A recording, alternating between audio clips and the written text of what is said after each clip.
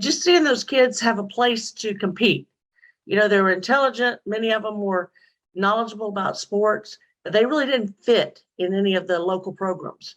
We had a couple through the Y, um, Special Olympics, of course, but they just didn't fit. They didn't qualify for Special Olympics.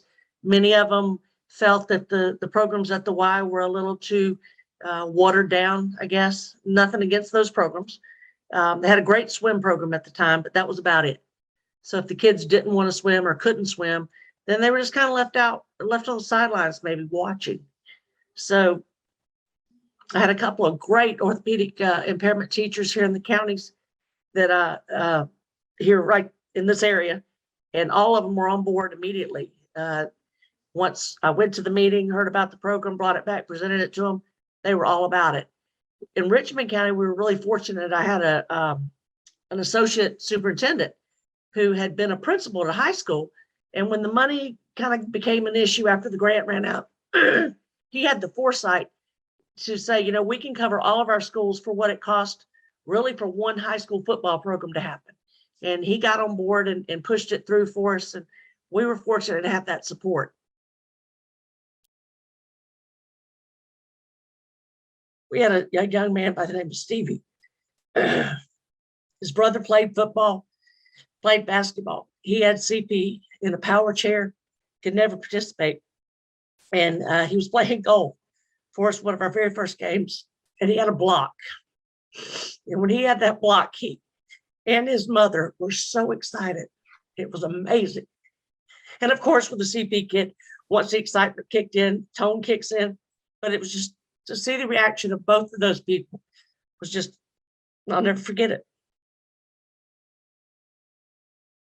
So I think the coaches were a little unsure going in as well. What were they getting into? We recruited people who had an athletic coaching background, either through playing or what. We got really competitive people. And I think that pushed the program so far. We had college soccer players. We had really competitive handball people play. We had a wide variety of backgrounds.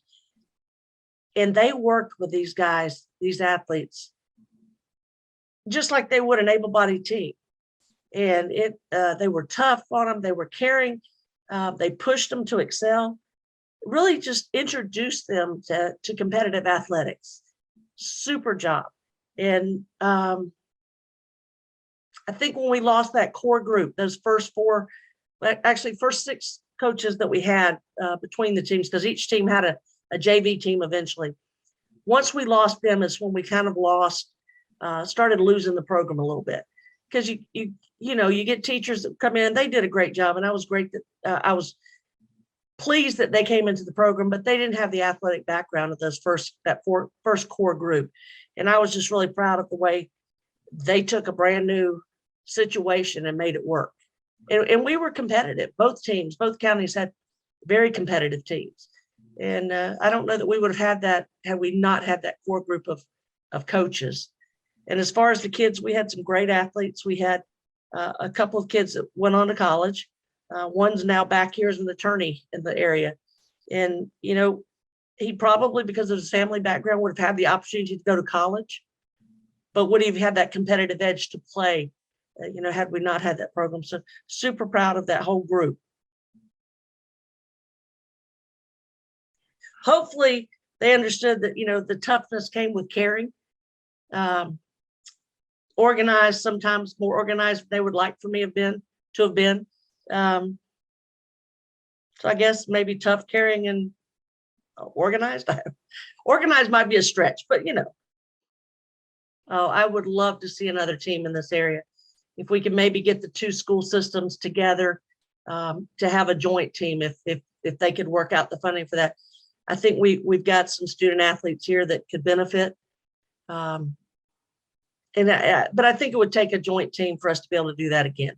And I'm not sure who we could find to lead that or to back it, but I'd love to see that happen here again.